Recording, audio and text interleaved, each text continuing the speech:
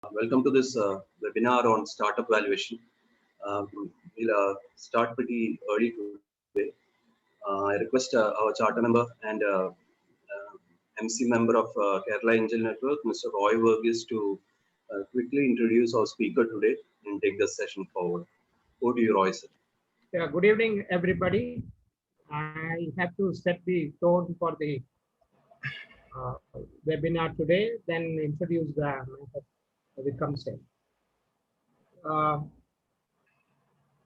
Mehak is also a chartered accountant. I am also a chartered accountant. So when in the 80s, when I passed 40 years back, more than 40 years back, the valuations were all based on the assets you have in the business. That's the fixed assets. When we moved to the 90s, we were told that, look, human capital is important like the assets you have. So it is a business valuation.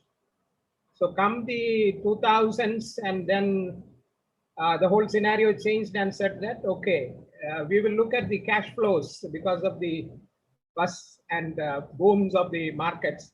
We will look at the cash flows. We will have discounted cash flows and all sorts of mechanisms for valuation. And then in the 2010s, the whole disruption companies started, like Amazon, Apple first, Amazon, and then all your EV, electronic vehicle companies. So the whole idea changed to, do you have an idea? Is it scalable? And then the whole valuation is content is king instead of cash is king. And if you are able to deliver it, like Amazon, if you are able to disrupt it like Apple, here is where the valuation is.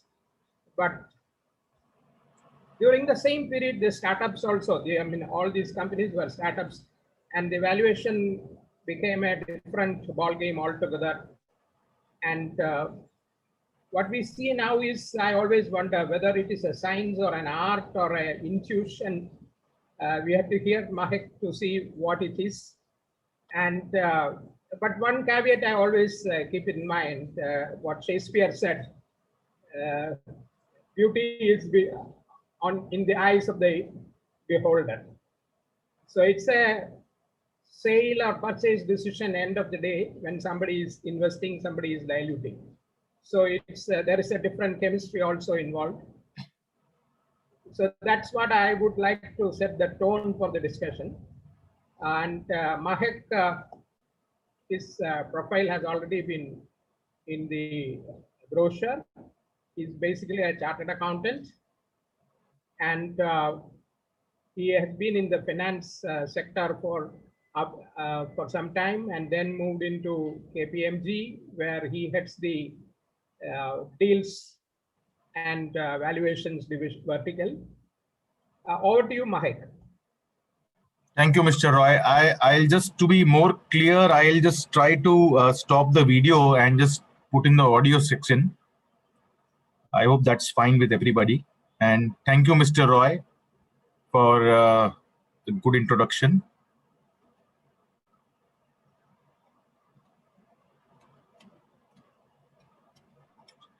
Okay. Thank you, everyone, and good afternoon, everyone. Thank you for joining this meet. If we can just move one slide, Pratik. Yeah. So just we give you a first introduction about our practice. Globally, we are about 1,200 plus people, and in India, we are about 80 plus, and 3 partners along with 4 directors spread across 3 locations. If I simply add up our partner director group experience, we have more than 120 years of experience in valuation, and supported by the team with 8 to 10 years of experience each. We have been auditors of around 7 to 8 unicorns and 100 plus startups, and therefore as a firm, we understand the startup and its stakeholders. Further, we also work with almost every P or VC funds, and in Indian and international context. Therefore, we understand their expectations as well. So, with this, just an introduction. Next slide, please. So, before I just get into an agenda, India has emerged as a third largest startup ecosystem in the world. And, the key reasons attributed to that can be highly skilled professional youth of India, growing digital landscape, also increase in the penetration of internet and mobile phones, and rapidly evolving technological landscape. The COVID-19 and work from home has added a fuel to the fire, and today every Indian, young or old, have learned to embrace the technology. The Kerala, the God's own country, is brewing up to become a strategic startup ecosystem in India. Considering that Kerala has more than 2,000 startups and growing year by year, the primary reason for the same, it will be the conducive environment for entrepreneur to grow and flourish, has converted the tourist state mainly into a scenic beauty. Mainly the tourist state which has a scenic beauty into a growing hub of startups. We also saw that in 2019 it witnessed around $50 million plus fundraisers spread across more than 15 deals. This I am talking based on one of the Kerala reports that was being issued.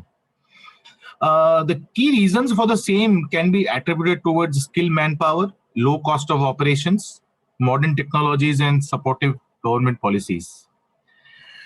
Some of the government policies can be like, the startup parks which have been opened up, and also the initiatives taken by Kerala Angel Network, which is a Thai initiative, and also different angel networks which are there in Kerala, and also HNIs from Kerala who have been in abroad and have participated in several fundraisers.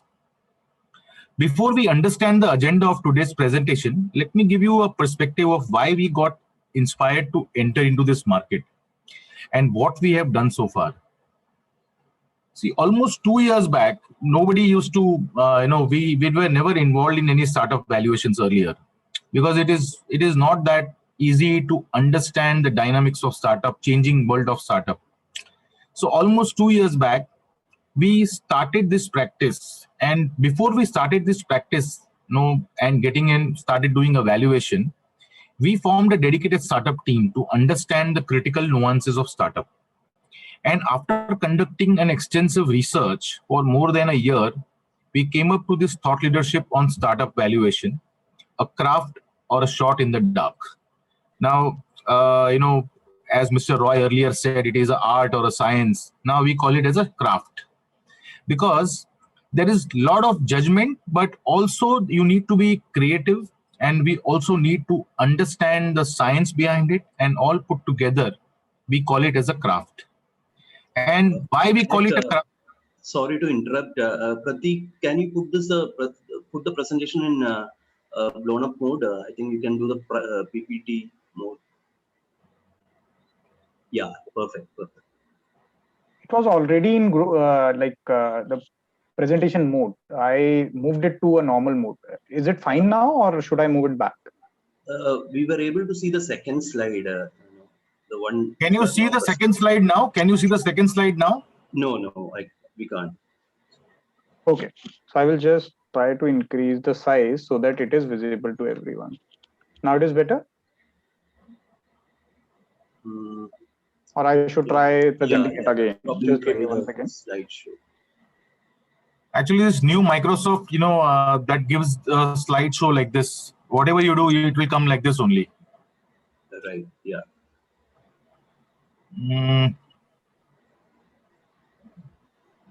No. This is fine then. I think we should go ahead with this. Okay. You can cut off the preview if you can try that option. Just a second.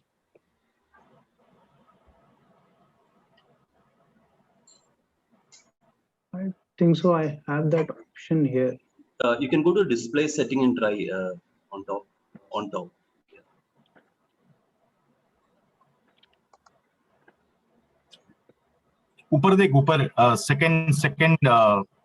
Second tab on top. Second tab, display settings.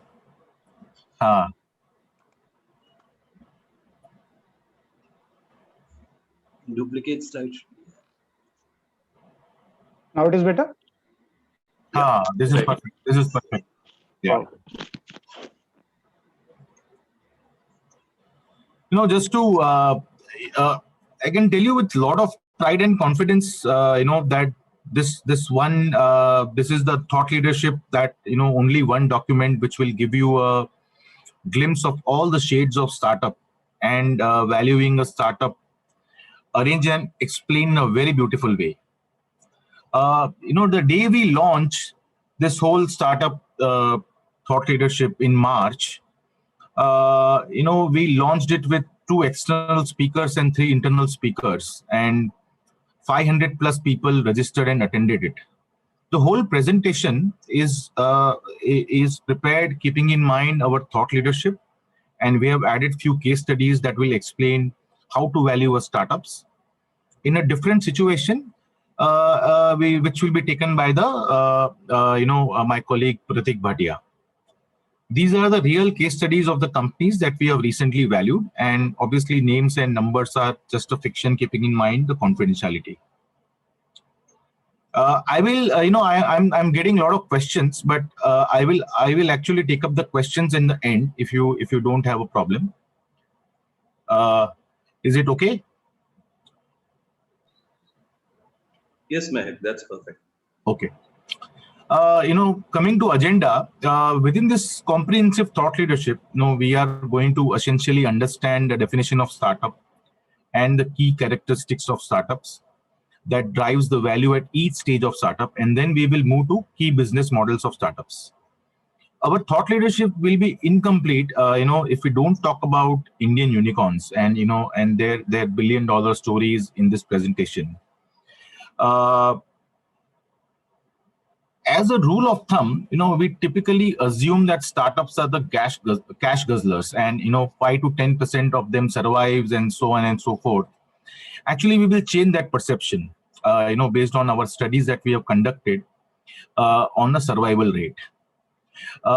We have worked along our normal work hours. We studied about 2,700 companies over a period of last 2 years to arrive at our conclusion. As the title goes, we have covered comprehensively commonly used valuation methods in case of startups, along with their applicability, merits and demerits, and some myths and relationship between the methods and the business life cycle, along with some interesting examples. Next slide. Yeah. Corporate teenagers of the business world. This is basically, we have termed it in a very different way, and I will take you through this slide. Reason why we call them a corporate teenagers. The billion-dollar question that is posed with us, that what is exactly the startup? I don't think we can move a needle without defining it, and there were several definitions made by different stakeholders. So to start with, let me pose you first question.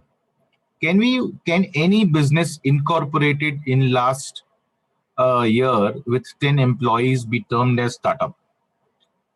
And post reading all the articles and definitions and research and studies, we came to the conclusion that that there are only 4 key features that define startup. First one, growth, profit profile, innovation, and uncertainty.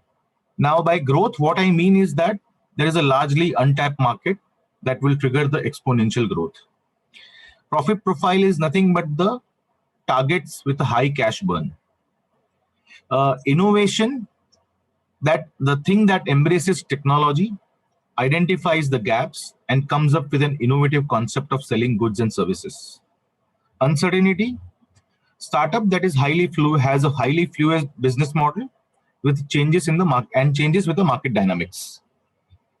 Concluding in the word of Peter Thiel's theory from this fantastic book, 0 to 1, I think so most of the people have read this book now. A startup is the largest group of people you can convince of a plan to build a different future. Next slide.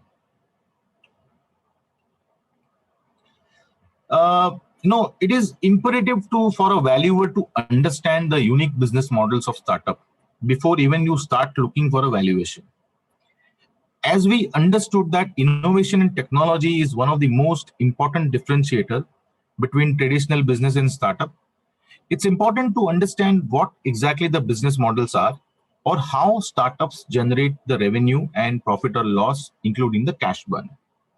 Now we have just given some few of the business models like marketplace, subscription, sponsorship, premium, disintermediation, or asset lease. These are some of the, I can only cover so many in my slide, and these are not obviously an exhaustive list. So coming back to these models, okay, what exactly I mean? Most of them you might be knowing, I'm sure. Marketplace, we all know, is the most used business model, and examples are very simple. Amazon, Flipkart are the two key examples, one of the biggest, largest startups in India. And in fact, Amazon is a global startup. Subscription and freemium models are also a very commonly used business model in case of the OTT platforms. Example, Netflix is an Amazon Prime for subscription, Hotstar and various other Indian OTT platforms are called freemium because they have packages where you can only subscribe for a particular time or a particular genre or a particular level of data. So these are basically free, and also you can say one more example you can say where there is a completely free subscription, no subscription, only free model, and advertising is the only revenue. That can be also be a premium. As far as sponsorship goes, I can give you an example of YouTube, which will earn revenue based on number of clicks, views, etc. Disintermediation is also most used model, and some of the examples are Big Basket, Swiggy's, which focuses mainly on average order value or a repeat customer or CACs, and so on and so forth. In our thought leadership, we have explained them in detail, giving examples and KPIs or value drivers. I am assuming that all the participants would have certainly had a glance on the thought leadership which we had shared earlier, if not read it fully. Next slide. The next slide mainly takes you through the characteristics that basically it's mainly what are the funding rounds, and I'm sure that all the in today's times most of the startup founders are smart and they very well know what the rounds of fundings are, and this slide just gives you the glimpse of when and what about funds and funding rounds. We have split the seed into two parts, pre-seed and planting the seed.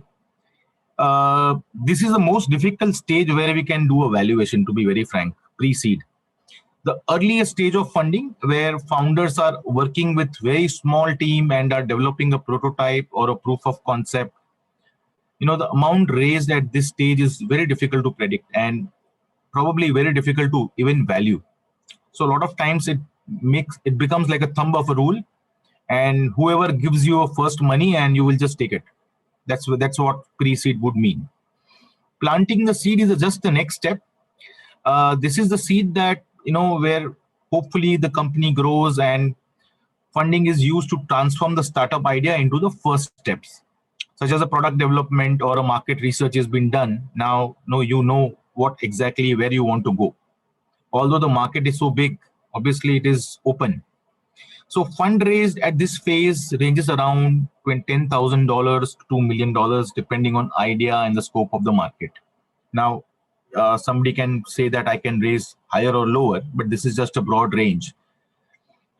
In Series A round, the startups are expected to have a plan for developing a business model with expectation to increase revenue. Funding usually ranges between USD $2 to $15 million. Now, a lot of times, Series A and planting seed and seeds all are used in a similar parallels. Although we have tried to split it because, we thought that we give that importance to the seed and the planting the seed, pre-seed and planting the seed also equally important. And we feel that that is one of the most difficult stages to evaluate any time. And Series A also can be all put together, clubbed together in this situation. So Series B, build now. The startup has already found their product or a market fit and needs help to expand now. This not only includes gaining more customers, but also growing the team so that the company can serve the growing customer base. The funding on the average can be around $30 million. So the company has achieved a significant milestone, that means, and they have an established product and now they have to go into a bigger market. So obviously the funding would be a higher amount. Series C, at this stage, the companies are looking to expand into an international market or a completely new market. They may also be looking to increase their valuation before going for an IPO or an acquisition. So private equity is one more addition at this stage. And private equity and investment bankers try to pitch in and try to make investment in the companies. And the funding round can be in the range of around $50 million and more.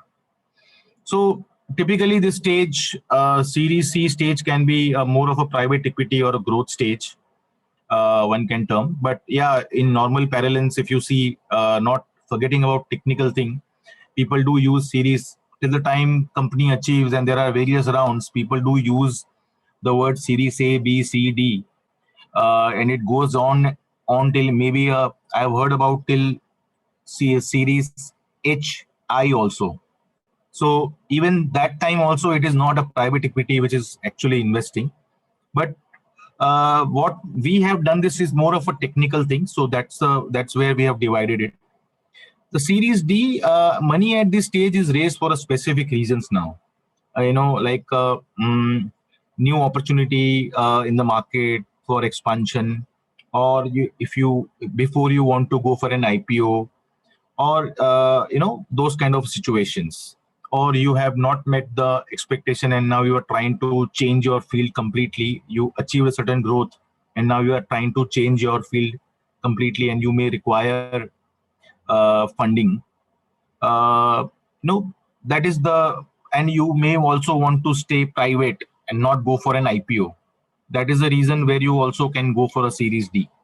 That's where we bifurcate this into Series A, B, C, D. Next slide, Pratik. Next, this slide talks about unicorn. And before I get into a unicorn, okay, let me talk about my favorite unicorn journey. Now, this we have beautifully described in our thought leadership, but I would like to take this before we talk about the unicorn and certain conclusions that I have made based on the research.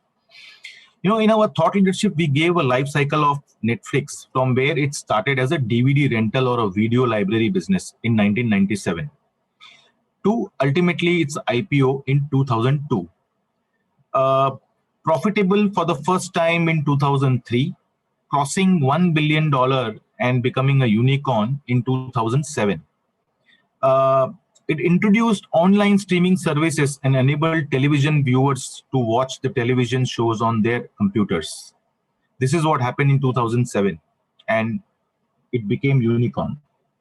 Between 2007 and 13, they announced partnerships.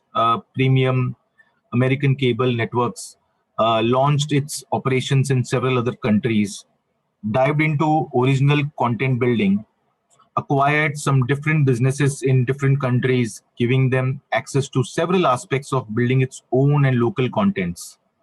In 2020, with 183 million customers, Netflix generated a net income of $709 million, more than a double from the year earlier, with the share price trading at $490 and expecting to record a stable 21% revenue growth. Lovely journey, isn't it? Just loved it while reading the book of Reed Hastings, No Rules, Rules. Let me tell you, it's very difficult to summarize this story,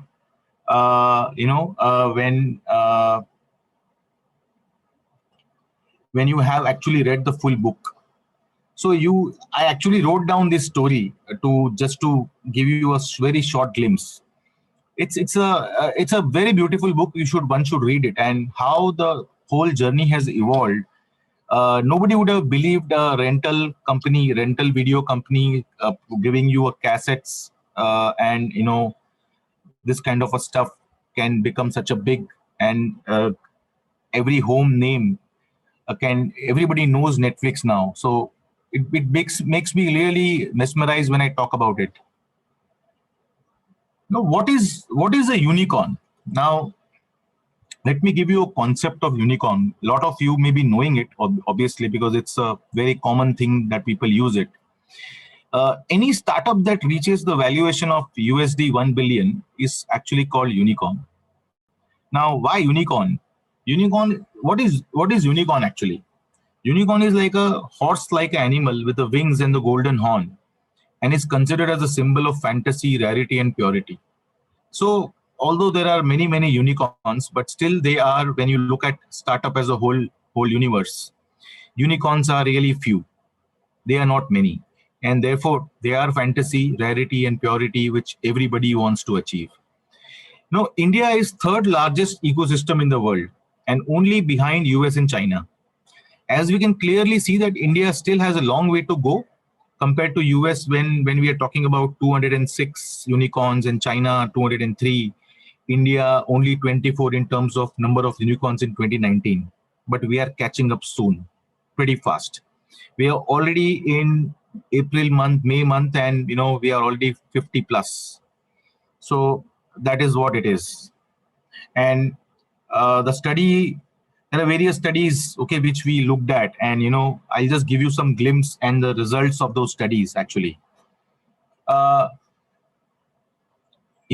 Based on our analysis and research, we have observed that if I were to split these Indian unicorns into different sectors, we could see it highly diverse, with a maximum 12% for a fintech and SaaS based startups and IT technology based startups each, 10% for e-commerce, health tech, and discretionary each.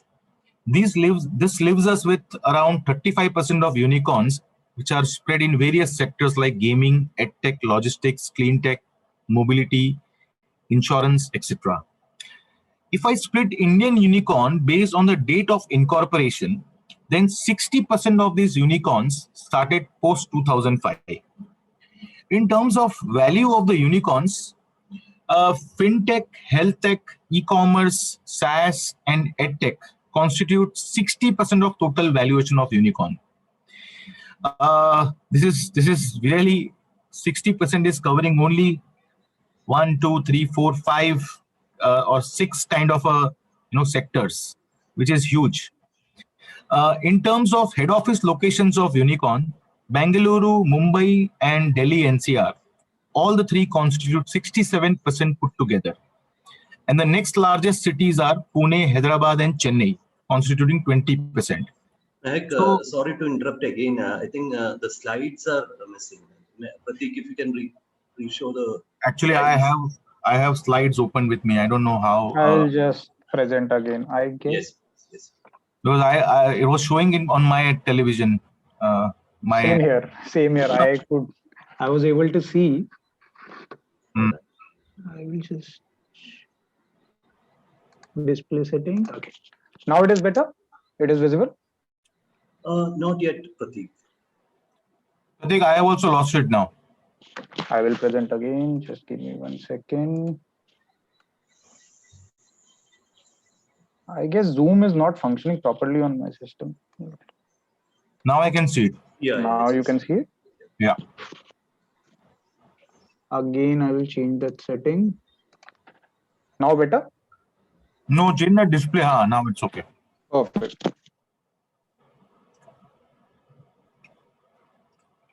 So, 87% is covered in these cities. I think so. Each state government will have to work around with the startups to create this ecosystem. Now, the government of Kerala has started this startup parks. There are about 2 or 3 startup parks, and there is potential for more. And the land has already been identified. If this is done, lot of startups can flourish. I know probably I just read in one of the reports, or when I was doing my research on Kerala, that there are about 2,200 startups already in Kerala and have a huge potential to grow if you create this ecosystem. So I would say that, there is a huge potential still, and we can have many, many more unicorns. So coming back to the slide, if you observe the table over here, we are not very far in terms of average valuation per unicorn from US or China. It is almost same as what we are with between US and China. We are at 3.2 billion and China and US is at 3.5 or 3.8 billion. Even when you look at the average time to reach unicorn, this is 6 to 8 years, whereas in US and China is not very far from what India has been. So it is just that we have to create that ecosystem, which is very important. Based on the NASSCOM's report, 2019 report, unicorns have grown to 24 in 2019 from 5 in 2014, CAGR of 43%, with the valuation reaching 100 billion in 2019 and USD 15 billion in 2014. This is total valuation of unicorns. Now, further it is expected to grow by CAGR of 25% to 100 unicorns by 2025. I personally think this will be achieved in next 1 year or 2 years time itself, and we need not go to 2025. As per the NASSCOM's report, again in 2019 was expected the valuation would be around 370 billion at a CAGR of 25%. Again, this also I feel it's a very conservative number, and we could see much more than what it is given in this report. Next slide.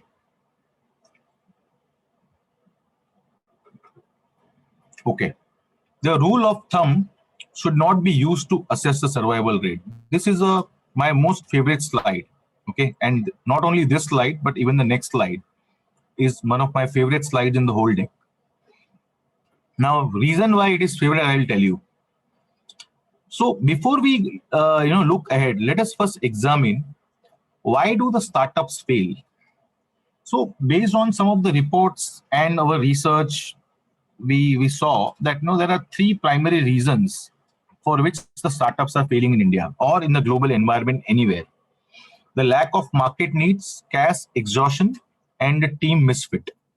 These are the 3 primary reasons. With a survey which was being conducted, 94% of the startups don't sustain for the above reasons.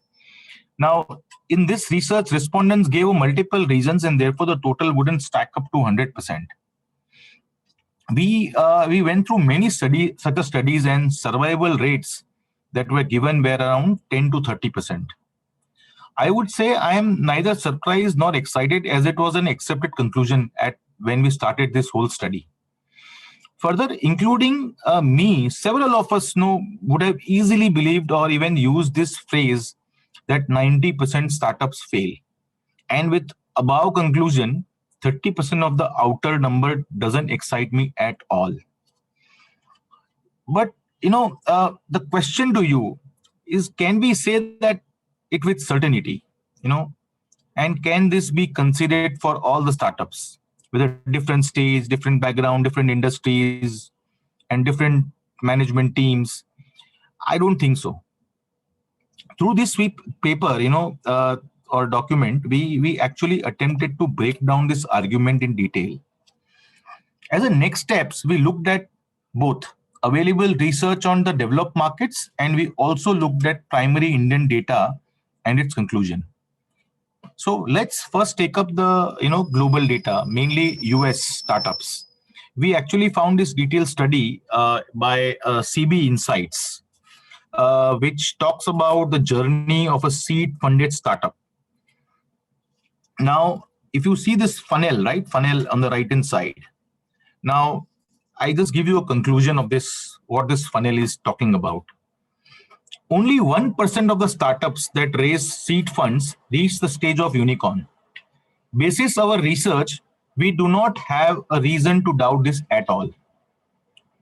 another key observation is that 67% of the companies end up either dead or self-sustained. Now, I would like to point out it is extremely hard to know that exact breakdown of these companies, as funding announcements get significant amount of fanfare, but the cash flow positivity or profitability does not. So people can interpret this study in multiple ways. However, looking at the data, we noted few interesting trends. 30% of the seed-funded companies exited through an IPO or M&A. This clearly does not tally with the assumption of 90% of all the startups fail. Because even if you are doing an IPO or an M&A, 30% is not a failure, but a really done good. If not excited, about 15% of them raise round 4 or a series C to E, which should be taken as some indication of survival. Now, 67% of the startups tagged as dead or a self-sustaining does not have a clear breakup of how many are dead. It would not be unrealistic to say that no, some would have surely survived. Say maybe for the sake of example, we say 1/3 of it. If you sum up all the above 3 categories, it will be 50 to 70% of these companies would be easily surviving. So that connotations of 90% of startups fail is just a myth and not the reality. So next slide. I'll come back to a Indian perspective on this slide. So to gain some Indian perspective on the subject, no, we did not have much of the research reports that is available in US. So we evaluated survival rates of startups in India using historical data on the companies that received investments from PEs or VCs over the last 10 years, from 2009 to 2019. An exhaustive set of 2,700 companies, which we considered to do the study. Based on this study, it can be inferred that average survival rate from 2009 to 2013 is about 75%, which is way higher than the survival rate considered for the whole startup ecosystem of just 10%. And this is really interesting. There are possibly few reasons, which we feel can be also noted over here. Most of the startups don't reach the stage of fundraiser, which is identified to be the key reason for their failures. Hence, upon crossing this milestone, the survival rate increases significantly. This is a flaw in the whole analysis and all. The another reason could be a lot of startups in India imitate successful models in US or China. And this is evident from the fact that in 2015, Indian companies filed for 1,400 international patents, while Chinese filed around 30,000. To summarize, I would like to say that while performing valuation for a startup, the survival analysis should be considered, and the milestone achieved by the startup should not get influenced by the generic survival rates, as suggested by the media sources. So this is a very interesting study. You should actually read this whole thought leadership on this part. You will find a lot of important things that you will be noting, and it will be very encouraging for all the founders and the startups. This is our take on it. Next slide, Pratik. So now coming back to slightly technical part, we went through a lot of examples and studies. Now we come back to the technical part, the valuation method. The valuation methods as used by market participants. We say market participant means that all the valuers and whoever are investors are valuing in a particular way. Now, frankly, valuation methods should be least subjective and should have the theoretical backing. Now, coming to the crux of our discussion and to answer the key question, how do we value a startup or so-called corporate teenagers? The industry participants from around the world have proposed various methodologies to value the startups. Some of these methods are hinge-based, some are qualitative assessments, and some are purely backed by mathematical models and numbers. By hinge-based, what I mean is that you cannot use one particular approach, but you have to use basically 2 or 3 methods together to arrive at a conclusion. They're linked to each other's. However, while evaluating each of these, you should definitely look for at least subjectivity and common sense backed by proper research and empirical backing. So to provide you deeper understanding of each, our report presents a detailed evaluation with examples of each methods below. My colleague Pratik will also take some case studies on this too, so that you understand the methods and the usage of the methods. So next slide, Pratik. Each has this merits and demerits of so one has to use, with proper caution. Any appropriate method that you use, you need to apply your mind before you conclude with the one method. While valuing a startup, you should always keep in mind objective of the valuation, available information, subjectivity involved, sector, and the stage of the business. So these are the very key aspects of any valuation. Whether I am doing a startup valuation or a normal, matured company valuations, we have to keep this in mind very categorically for all the valuations. Here we have summarized select new age and good old methods that can serve as a evaluation tool while highlighting the merits, demerits, and use cases. For pre-revenue stage companies operating in a sector where you can find other players such as a food delivery startup operating with 42 plus competitors in India, you can surely evaluate a scorecard method.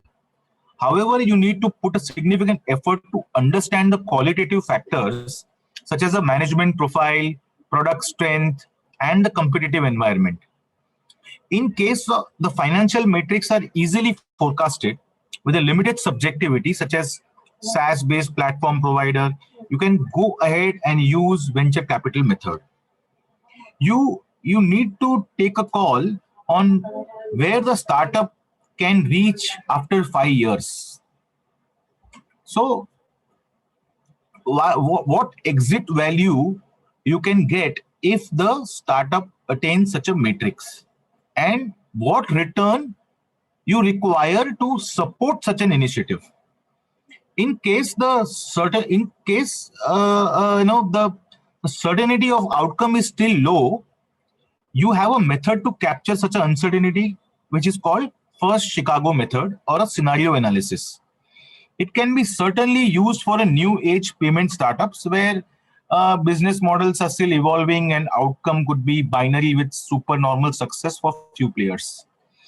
With importance given to startup valuation in reporting standards and the guidelines, the scenario analysis backed by recent funding rounds, indications, and milestones analysis have come to limelight as an acceptable method for valuation. Some people also call it profitability weightage expected return method. I'm sure you must be well aware of good old discounted cash flow and comparable transaction method. These can be surely used for a corroboration or pure evaluation, but backed by detailed top-down and bottom-up analysis of the cash flows. Next slide.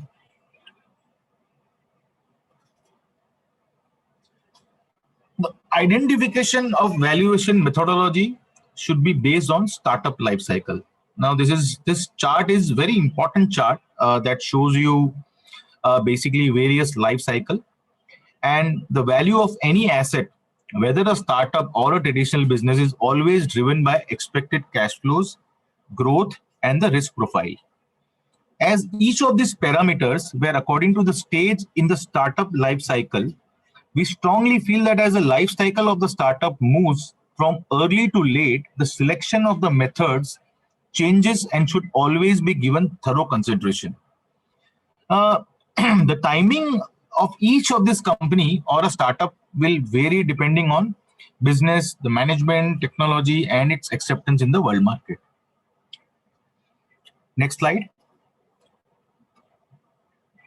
Now, it is very imperative to understand the difference between value and price. We often, get confused between the difference between the value and the price. The author Ashwath Damodaran says that value of an asset and its pricing can be different. Now, Professor Damodaran is considered as a god of valuation if he says we just believe it blindly, right? But we can also prove it over here. The determinants of value are very straightforward, such as cash flows.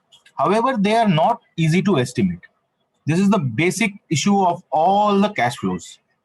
The determinants of price are purely demand and supply. While the fundamentals of the business do affect both market mood and price momentum, are also strong forces in pricing. In the world of startup valuation, pricing an asset usually involves finding similar businesses that are priced in the market. Hence, it is important to understand if the method we are using will lead us to a value of an asset or a price of the asset. Method can range from highly subjective methods such as a Berkus that assigns equal value for each startup characteristics to methods, or methods backed by mathematical models such as DCF that gives you intrinsic value based on the cash flows. The next slide. So the next slide is typically very self-explanatory slide. Typical myths in valuation, and we have given some key ones that we feel they are the most important. There are industry accepted standard multiples. Frankly, there are no such a standard multiples as a rule of thumb. Although I said that in pre-funding stage, one can use a rule of thumb, but again, it doesn't have any empirical backing or evidence backing. This firm's value is solely based upon its financial attributes. Firm's value is based on non-financial and intangible attributes also, because they are the most important drivers of the valuation. Valuation is based on specific point in time. Valuation takes past, present, and future all into consideration and not only specific point in time. But although it is valid only for a specific point in time. Revenue or a GMV multiple is most accepted valuation method. Now, revenue and GMV multiple is not the most accurate and acceptable, and now it has lost its relevance. Earlier, when the e-commerce were the new things in the world, that time people used to have this thumb rule and people used to use it as one of the acceptable approach, but now it's not. 5x your raise method is an acceptable valuation methodology. Frankly, 5x fails to consider qualitative aspects of the business, and it's just misrepresentative. Next slide. Pratik, next slide. Thanks. So I'm already on next, right? I think so. My computer is lagging, maybe. It's so slow. So this is my concluding slide, actually. Valuing a startup is a craft and not a shot in the dark. This is where I basically conclude my whole acronym, that it is actually a craft and not a shot in the dark. Valuing a startup requires a rigorous effort, frankly, a focused approach, and in-depth knowledge of industry and subject business. Startups pose many challenges for a valuer, making entire exercise highly intricate and judgmental. Variations in the external environment and internal dynamics severally impact a startup, which is very reason behind aggressive shifts in the valuation. Now, valuing a startup, this report argues, is a craft and not a shot in the dark. While it does not exactly require a new method, it does need a new way to look at how we select the appropriate method and how we build our assumptions to set the reduced uncertainty. The focus is primarily on the valuer's understanding of the business and the relevant industry. The confidence on the financial forecast and ultimately judgment on the most appropriate methods and assumptions is very, very critical. Obviously, the ideal approach is most tilted towards the right story than the pure mechanics of numbers. With this, I would like to end my conclusion that valuing a startup is actually a craft and not the shot in the dark. Thank you. I would like to introduce my colleague Pratik Bhatia, who's been working relentlessly with me on this whole thought leadership, and he has built certain case studies which will also explain to you valuation methods in a particular and a usage of the valuation method, rather, I would say. Over to you, Pratik. Thank you, Mike. Thank you for the introduction, and hope my voice is sounding clear. Yes, your voice is perfect. Thank you. So, good evening, everyone. And before we deep dive into the case study part, I would like to just set a context about what this case study is about and what is the kind of takeaways you will get out of it. The first part is obviously, as Mehak said, this is a accumulation of all the experiences we had in kind of last 3 to 4 years while we were working with number of high growth businesses, plus the experience of Mehak for last 20-21 years of valuing different businesses. So based on all that experience and our recent experience of new age sector, we have accumulated few of the most interesting cases and put them together. So it's a kind of a mix and match, but this will give you a clear flavor. So the takeaway will be a clear flavor in how to use a method, how to arrive at the assumption, which is the most critical part and where majority of people feel that they don't have a say, and third thing, when and where to use what method, and where how you can kind of put the method into the best use. That will be the key takeaway. To start with, I would just like to introduce the company which we are talking about. It's you can say it's a hypothetical company right now. It's a company which is into a clean tech sector, which is, you can say, is in nascent stage in India right now. It is not like a e-commerce sector where there are number of players you can evaluate and get data of. But clean tech is kind of in last 3 years have gained the momentum and is expected to be the next big thing. This company provides a kind of a hard device with a app and a website solution.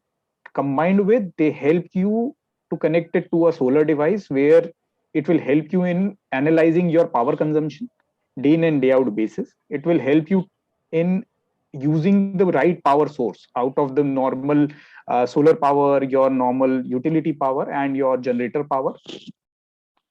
And together, this will help you in saving a lot of cost while you are using this device combined with a solar power device.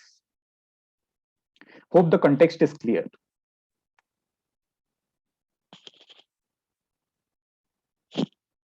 Mehak, I am audible? yes, you are audible. Perfect. So now setting the context, now we'll move to what are the characteristics of this business. So they have generated some amount of revenue, they are loss making, they have crossed their beta stage, and now they are expecting a huge surge in growth in next 4 to 5 years, and that's why they are about to raise funds, which will be kind of a characteristic of majority of companies which you look at this stage, right? And while evaluating, you have set up some of the parameters which you were able to get, like you have seen some of the global comparable companies in this sector and what kind of multiple they received in their early stage of operations. Second, you looked at what kind of pre-money valuation the clean tech sector companies are getting in India, which are at your stage, like no revenue or a slight revenue company. So this data you were able to find. I would like to specifically point out why I am talking about global multiples, because this is not a traditional company and you will not be able to get a local player out of it. And hence you have to look at global players, global multiples, and see what kind of metrics is applicable. Somebody will say this is kind of violating the rule of valuation that local companies should be used, but these startups are global businesses. One country and other company, they can impact due to taxes, regulation, and other aspect, but ultimately all these companies are high growth, right? And here you want a sense, because you don't have a say, you don't have a clear benchmark available, so you need to get some kind of benchmark in place, and this can be a good proxy to start with. Now starting with the first method, which is a very old method used in valuation, which is discounted cash flow, right? You will say it is very difficult to apply because the key two pillars of this method are cash flows and discounted, and you don't know what to apply in your case. So I will start with the first aspect of it and will try to challenge it and make your mind that it is possible. by use of proper benchmarking and proper proxy, you can do a detailed top-down approach which can convince your investor or yourself into believing that what you are saying and is right and in the right direction, and it will help you in marrying your story with the numbers. Starting with, if you are into a similar company or a clean tech sector, you will start with what is the core need of my product. That is the power consumption, right? So you will see how the regional energy consumptions are changing in your target market. You can categorize them based on industrial, residential, and commercial use. And this is a very easily available data. You can get this data from government sites. You can get this data from any annual report of a power company in India. They will publish it for free for you to use. Then you can see, you can bifurcate into the category wise annual power cost and growth. This also you can get through, you can do a primary, or you can go through different website or annual reports. You will get this data, what kind of power costs are in different state or different category, whatever regions, how you divide it. Once you get that once you get that data, you have to decide what is your target audience. Your product is a complementary product with a solar panel, right? So you have to see how many solar panels are being sold and what is kind of the growth in that sale of that particular solar panel, right? That will give you a kind of your potential market. This is the potential you can reach. If the market is X, you cannot exceed X plus something, right? You can be within that X range. So this is the potential you have. Now coming to, out of that potential, you cannot target everything because you have limited resources. Obviously, you are raising funds for a particular purpose. You need to show the focus to the investor, right?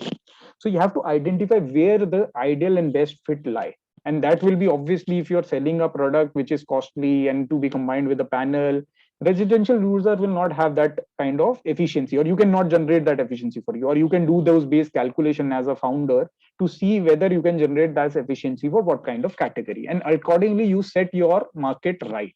For example, in this case, if you go for an industrial or commercial user base, that is your market. So you have a broader market side which can be your target, right? Out of the target, if you have to see what kind of market share you can generate, right, there are two ways to do it. One, you look at how many players are there in this market as of now. If there are players, you are a second or third entrant, or there be a case that you are the first entrant. In both categories, you look at the developed market or a similar growing market where clean tech is slightly ahead, 3-4 years ahead in timeline. You see what kind of market share they gained in year 2, year 3, year 4, year 5. And that data is not very difficult to find. If you go to Google and research, there are number of websites which track this data and number of companies who raise funds, and that funding announcement itself will have a lot of information about that company, where they are, because investors talk about it. When they invest in a company, they brag about it, right? So you will get that information from those articles to see in global market or any similar developed market, for example China, what kind of market share first, second, third or fourth mover has in the market in next 3 to 4 years, right? And based on that, you can take a proxy that what is your potential based on the funding you are asking and the product you have. What you can create scenarios. If you are a first mover, you can get this kind of market share. If you are a second mover, you can get this kind of market share, and similar scenarios. Second could be a product proxy. You can look at a similar. So for example, this is a efficiency product for clean tech energy, right? There are other efficiency product in industry, automation, right? You can look at proxies, what kind of market share people got if they invented a similar product in a different segment. And in 3 year, 5 year down the line, what kind of market share they were able to garner. And this is a similar analysis I have seen in number of IMs and pitch which are made to investor. And it is kind of, they buy this because they understand if somebody else can do it, it adds that authenticity to your pitch that if somebody else can do it, you can also do it. So achievability part comes into picture, whether you can achieve it or not, but this is not unrealistic, right? That doubt is already clear if you reach this stage. Now coming to, once you arrive at a market share, it is very easy to arrive at your kind of the number, the volume which you can sell, right? Number of app downloads or number of products, whether it is a hard product. So now you have a volume in mind. At least this is the most difficult part to arrive at. If you are at this volume level and you have kind of high confidence in the number, you have won the half war, you can say. Then coming to the operational metrics, what revenue you can charge, right? Then again, you have to see what kind of efficiency you are generating for the system and what kind of profit you can take out of it, what kind of margin. Again, you can do the same exercise, look at the global players or a similar developed market, what kind of margins they are charging. Second, you can also look at a product proxy where you can see a similar product in a different segment, what kind of margins, because these are different segments, but people running these different segments are same. They will share a limited profit with different segments of the whole business. So to give you a very realistic example, if you look at e-commerce in 2011 or 13, when all the e-commerce companies were operating at loss, this question came day in and day out that what margin they will attain in long term when normal retail is just generating 7 to 10% margin. So a very curious mind, who is Mr. Professor Damodaran, he suggested that they cannot attain a margin of more than 7 to 10% in long term. And the only reason was because the businesses are different, right? The type of business, you can say, but inherently they are serving a retail audience. The customer are same, the people running the show are kind of same. And ultimately we will reach a similar margin profile. And if you look at currently the retail margin of biggest e-commerce companies in the world, it is kind of in a similar range. So similarly, you can do a proxy analysis for your kind of company and say with certainty that this can happen. And this is the best estimate I have as of today. Obviously, when you move in the chain, you will get a better estimate. You will move the ladder and you will decide the right number thereafter. But as of today, this is the number. And then obviously, based on the volume, you can arrive at the cost. You will have some vendors who will quote you to prepare that product. If you are outsourcing, if you are preparing in-self, you can direct the cost accordingly. And volume will decide your revenue and cost metrics, and accordingly what kind of capex you need, what kind of working, everything is linked to that volume shell, right? And rest is kind of you can get from different vendors what kind of quote they are quoting, and you can kind of arrive at these cost estimates. Another technical aspect comes in the another cost metric, which is customer acquisition cost or customer retention cost, right? In that context, you have to see in early days you will incur a very high level, and that is a realistic number you should take. But with time, you have to see in your market what the broader companies are kind of incurring on a overall revenue level, 5% of revenue or 10% of revenue. And basis your product comparison, whether you will need more or less of that. And directionally, you can change that and use that as long-term metrics in your discounted cash flow calculation. And accordingly, based on this whole analysis, you can see how many years of cash burn you have or what kind of capex requirement you have or what kind of working capital requirement you have. And based on that, you decide the actual amount of fund you will need to reach to a fifth year of cash flow. Ultimately, that is where the investor's mind is. He wants to understand by fifth year where you will reach and what kind of return they will get out of it if you are going to a proper professional financial investor. So basis that, this simple analysis, you can reach to a conclusion that will give you a story which is tied up to the numbers and you can showcase to the investor. The second problem comes is the discount rate, right? What kind of discount rate you apply to such kind of cash flows? Obviously, in India, the normal discount rate range is 13 to 15% for a public company, or 12 to 15%, you can say. But that range is not applicable here because these companies are first high growth. There is a lot of uncertainty and a lot of assumption risk you have taken. So obviously it is achievable, but there is execution risk attached to it. Third thing, these investors like PE, VC, they are not diversified investors. They are not investing in a company which is totally aligned with the economy. Your company can be going in opposite direction to the economy, or it can be a very different sector, right? It's a very concentrated bet. So there is a kind of guidelines from AICPA which gives you a very broad range of discount rate for each stage of the business. And best part is they have defined the business as well.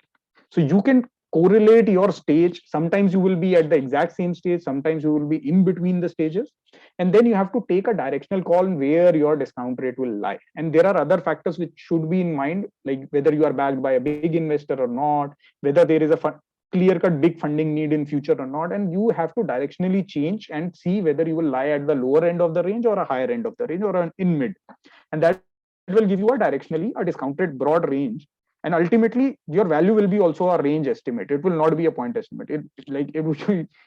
In a startup case, you cannot expect a point estimate to come out of it. You will have a range, but that range will help you in negotiation with your investor. So now covering the discount rate part, it's rest of the discounted cash flow calculation is exactly the same. The only thing is you have to open your mind to the assumptions and how to get those proxies.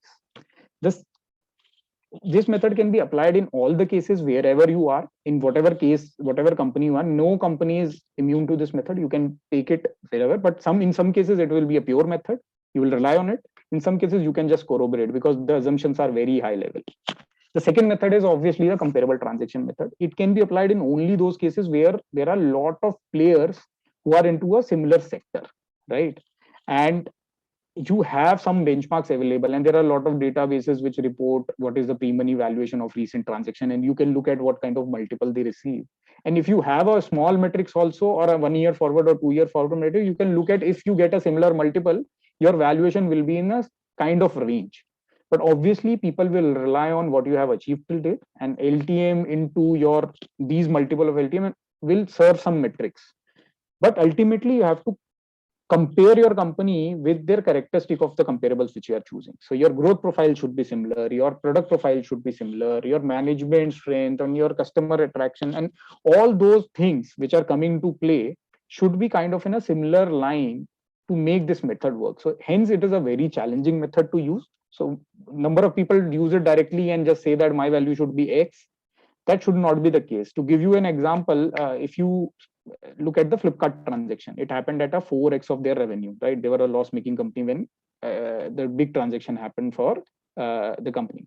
So you cannot apply the same multiple to each and every company operating in the e-commerce space, because there is a different role you play in the whole cycle.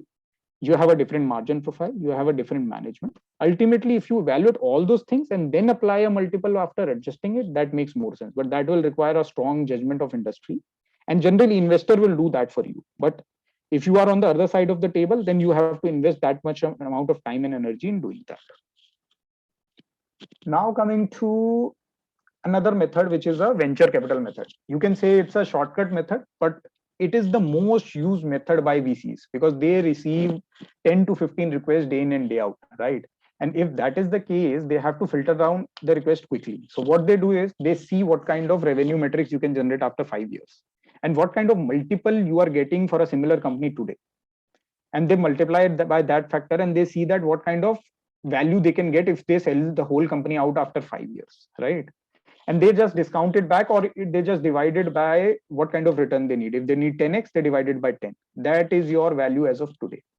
And they ask you what money you need. If you say X amount, they just deduct that and they say this is your pre-money valuation, and this is the valuation where I am comfortable with investing. There is one flaw, because they are not factoring that you can have a further dilution in future, right? To factor in that, what they do is, if they, based on their experience, they expect that there will be a dilution of 30%, they decrease whatever value you got using this whole calculation, they decrease it by that same percentage, and they give you that. Pratik, yeah, some people are facing again a problem on the slide. Okay, I will present again. Just make it again. My voice was clear, right? But the slide is not clear. Yeah. I will just present again. Just give me 1 second.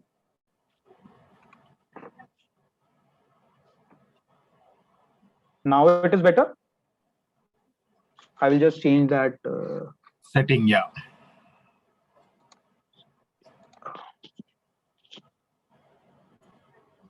Yeah. Perfect. Okay. So we were at venture capital method. Ultimately, where we were, that they will arrive at the value, they will consider what kind of dilution they will face in future based on their experience, and they will just multiply it. And all these inputs are readily available for you, again using a top-down approach. You can arrive at your future metrics. Discounted, you can just use VC rate of return, or you know what investor expect, 25 to 35% out of what they are investing at, right?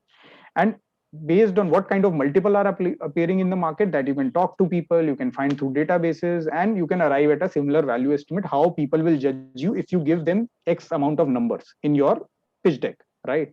So this is one thing which you should be cautious with, because they will look at the PPT, they will do a 5-minute or 10-minute calculation, and they will reject or accept your case. But that is not the case, that you will give an X amount of revenue and you are not able to support it. If you can support it in your presentation, then nothing like that, right? Now coming to another method, which is an extension, or you can say in between the venture capital and DCF method, which is a forced Chicago method. And I guess Mehak rightly summed this method, that it can be used in that case where there are n number of possibility for your company. So for example, you are a payment company in India. You don't know whether 3 years down the line you will be a payment bank, you will be a kind of intermediary who is selling insurance and mutual fund, or you will be a company which is just helping in payment interface, or you are a corporate payment ACH, which is a automatic clearing house, which is a private company now, right? So you don't know what path you will take. In this scenario, this kind of method, you can create 3 scenarios, and you can give them X, whatever name you want to call, bear case, base case, whatever you want to call, and you value the company based on that method, and basis your assumption, if things go in X direction, how things will flow up, and if they not, things will go down, something like that. And you create those methods based on your understanding, apply a certain probability, and arrive at a value, right? You do a present value, and similar to how you did in the DCF or a venture capital method, and ultimately this will give you a flexibility. If things go in X, Y, Z direction, these could be your possible values or your expected return. You can showcase to the investor, and then based on his understanding, obviously whatever you say about the probability, he will not listen to you. They will do their own understanding calculation, and they will say that, okay, this is kind of value, or this is my limited risk potential, and I will invest accordingly. But this is kind of a method where you can attach a flexibility to a whole valuation exercise. Now coming to the most interesting method, which Mehak pointed out, is for pre-revenue company. This is the question which we have received n number of time, how to value a pre-revenue stage company, right? So if your company is at a pre-revenue stage, you can look at a scorecard method only if there are number of companies who are operating in your similar sector and have received funding at a pre-revenue stage level. So you look at their transaction and say that they had a pre-money valuation of, assume, 534. You on these each parameter, for example, management, size of opportunity, product technology, and similar prototype method, where characteristic where you think that this is the most important characteristic for your business, right?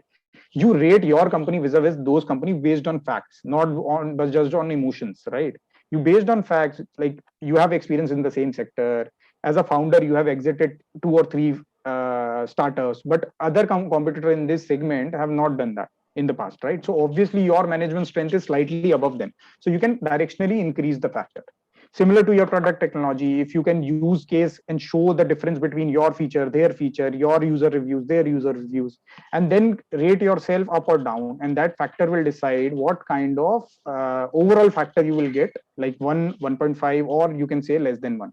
And ultimately you apply with the pre-money valuation of the comparable company and arrive at a kind of a value estimate for your business, that you should get maybe a 1.5x factor of the value what the market is getting, right? And you can create and play with the probability or the factors and see what kind of range you are getting based on different assumptions, how the investor will perceive all the assumptions which you have given, right? And this will give you a tool to kind of estimate the price for your business, and you can do a bargaining based on that. To summarize, that top-down approach was not limited to just one industry. I thought I will showcase to you that it can be used in different industry and different life cycles as well. So on the left, it's a cab hailing business. There are the points which you can use to go from top to bottom to arrive at a revenue or a cash flow forecast for a cab hailing business. On a right, it's a robotic startup for an e-commerce industry, right? It's a very unique kind of business, but you can look at these points and you can again arrive at a top-down approach and at a cash flow for the business using the same outlook and same vision, just that you have to be creative in what you are doing, right? And you have to think about the benchmark and proxy in a proper way, which you can justify. So this is it. I would like to close my presentation on these points. If you have any questions, we are happy to answer. Thanks, Prateek. Thank you so much. So, I was just looking at the questions. Some of the questions are really interesting. Excellent content, font readability can be improved in future. I'll keep it in mind, that thing, Francis. Thank you so much for the feedback. And yes, we are from KPMG, all of us, both of us. And we have been working on this valuation for many years now. How innovation helps startups. I am a trainer on innovation, but startup persons in Kerala are not showing any interest on this topic, and why? Now, why they are not showing any interest, I don't know. But yes, innovation is one of the key attributes of a startup. Unless you have these 4 attributes that I showcased you earlier: growth, profitability, and innovation, I don't think so. And the cash burn, obviously. If you don't have those kind of aspects, probably you are not a startup, cannot be classified as a startup. So it is very important that you should showcase these aspects to be a startup. Now, we see the most of the startups are focused on IT, and mostly our people miss big opportunities in other technologies Is it correct, and how we can correct? I don't think so. If you see, my analysis showed that the top 5, only technology and the SaaS, IT technology base and SaaS are one of the aspects, but fintech and e-commerce, health tech, edutech, all of them are very, very critical and part of the startup ecosystem. 60% of the valuations are coming from these 6 sectors, and the fintech is one of the most valuable, or you can say most fund, the sector where there are most fundraising happening in current scenario. So it is not about technology company at all. How long does it take to do a valuation of a startup? What are the factors that founders should be prepared for? I think, again, it depends upon how much, what exactly is the purpose of the valuation. Founders we can make them prepare. It should not take much of time, because firstly, the key thing will be their IM should be obviously be there. Also, what should be there is the financial model, cash flow model, which should be there. The other 2 things that should be at least be there while you get into a valuation. And typically, it takes about 3 to 4 weeks time to do a valuation.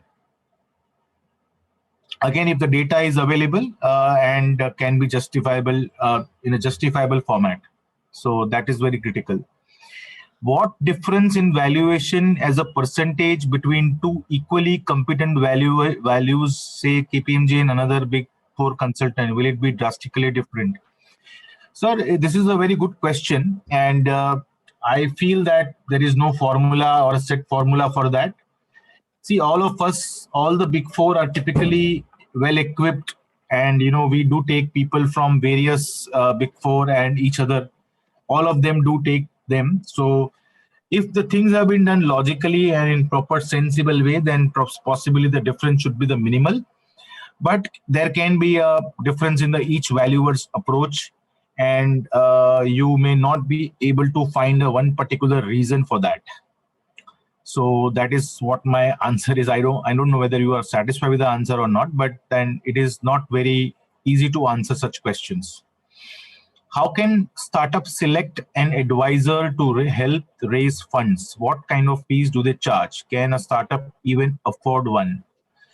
Very good question again. So, selecting an advisor again should be in a domain of a startup. You should obviously go with the people. There are various investment bankers who are into various domain. KPMG is more focused on mid-market. There are bulge bracket investment bankers who focus on large markets. And there are specific divisions in the investment banking firms also who focus on a particular sector, like fintech or technology or e-commerce. You can go to them, and it can be an expensive thing as well. But again, you are at what stage, that matters a lot. Investment bankers may not take the shares as a ESOPs, but there are individual people, investment bankers also, who are involved into such a thing and can be used. They can be also be used in such a scenario. What kind of fee? How important is valuation in a pre-seed or a seed investment stage? How is it done currently for a startup that are yet to generate any revenue? I think, Anil, we explained you with the example. Prateek's example was there. Probably that could have answered your question, maybe. So I'll move ahead. Can you share evaluation multiples of B2B enterprise SaaS product companies? That is, for that you will have to engage with us. Probably only then I can share it with you, because that is what our work means. And again, multiples, just looking at multiples with a no story behind doesn't make sense. Numbers don't speak. So numbers have to be backed by a story as well. So you need our help, then please contact us. Based on number of IPs, how to evaluate startup? Number of IPs. I didn't understand the question actually. Based on number of IPs, how to evaluate startup? See, only having an IP probably is not the only thing, but we should also understand what is the potential of IP and how this IP is used. Is it a game changer in the market? And you can have build many IPs, but that doesn't make a difference if that IP doesn't give you a market potential which is needed. So probably it has to be more specific again on IP's thing and what sector it is, how it is used, what is the potential of the market. Everything needs to be seen and only then can be answered. What will be the price range for a detailed project report and how long does it take to make one from KPMG? Amit, we can chat this directly, possibly, and then we can look at it. Again, it depends on what assignment it is and what kind of valuation requirement, what is the purpose of the valuation, and where do you want to share the report with. All these things are important to evaluate. So we can have a chat on one-on-one basis. How can we make a financial projections somewhat realistic and satisfactory to investors? That question needs to be answered by you, Santosh. Probably I am not the right one to answer, because you need to think about not about only the valuation but the realistic achievement, because if you fail to achieve the projections, it creates a very bad impression in the front of investors. So more realistic you are, maybe you may be shortchanged by investors, because no investors just think that there is a you have already spruced up the projections, so they may actually think like that and they may shortchange you for the negotiation purposes. But yeah, you need to have your realistic projections which can be achieved and achievable and justified. Before approaching a professional valuer from a founder's side, what are all the documents or the data or a preparation a founder should do, like any steps that would be entire process of valuation smooth and accurate? So the key thing is obviously, as I said, financial model, and you should have your own IM. This is the most essential thing that you should have, and then we can help you out in smoothly and understanding of the business. And also your time will be the most critical thing, which normally we don't get it from the people, from the clients. So that is essential. Startup raising only 5 lakhs as a pre-seed at a valuation of 3.2 crores. How can they avoid merchant banking cost of getting the valuation report by ensuring the valuation gets locked also? I don't understand this question probably. I don't know. Gaurav, you can ask this again. I didn't understand the question. Sure, Nirmal, I will answer 2 more questions. Yeah. Are people interested more in IT products compared to physical products? No, it's not like that. Physical products or IT products, basically the way you do your business, the innovation is nothing but, it's not about technology, it's about the way you do the business, a new way of doing business, new way of doing things which was not tapped earlier, is basically the technology, is basically the innovation. Probably there is nothing like IT and physical products. So if I could have answered your question. To give you a bit of a flavor on this, Mehak, if I can answer this one, the IT product and physical product. If you look at the biggest boom right now in last 2-3 years is direct to consumer, right? And it is not limited to just online. If you look at the players who are operating in direct to consumer, they are selling hard products like skincare products, or you can say food element, clean food element. And all these products are hard products. They are just selling it online, right? But the products are core hard products which are daily, day in and day out use. And they are generating so good revenue or profit, and they are profitable as well.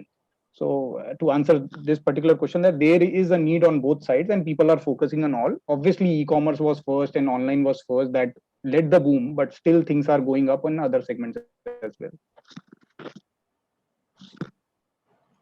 I hope we answered. One more question is there. How innovation helps startups? Okay, this is done. This is covered. Some I told that valuation report is needed from a merchant banker, which will cost 50,000. The startup is raising only 5. I don't think so. You need any valuation from merchant banker because you are not doing an IPO. So, and yeah, there will be a cost attached to it. Even whether you do 3.2 crores or 1 crore doesn't matter because there is a cost involved. Apart from valuation in pure financial terms, is there a valuation based on social impact, making a major social transformation driven by innovation? So this is a very complicated question, and I don't have answer because valuation is always in terms of numbers. Obviously, these things are important to consider, but yeah, important will be the number.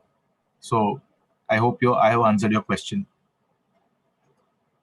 Sir, all questions are done, Nirmal. So maybe. Absolutely. Thank you, Mehak and Pradeep. As you would have noticed, many questions in terms of the topic. So for the participants, I will share you the email IDs of both Pradeep as well as Mehak over a mail, as well as this particular report which KPMG in India has brought out on startup valuation. Both these will be shared with you over a mail immediately, probably by tomorrow morning you'll all get it. And if you have any further questions, you can share that with the TiE Secretariat or directly email Mehak and Pradeep. Thank you, Mehak, as well as Pradeep. Been very patient to answer the questions, and your presentations were, as usual, very elaborate and thought-provoking. Thank you, participants. We had a fairly good participation for this particular topic. Thank you for taking time. We totally ran out of time. We are supposed to close about 15 minutes back, but hopefully you like the whole session and you got good feedbacks about it. Do share your thoughts. Thank you again, Mehak, Pradeep, Roy sir, for being online, and look forward to another very interesting topic in the subsequent days where we'll do the webinar. Thank you, everyone, and good evening to all of you. Thank you so much. Thank you, Mr. Roy. Thank you, Nirmal. Bye-bye.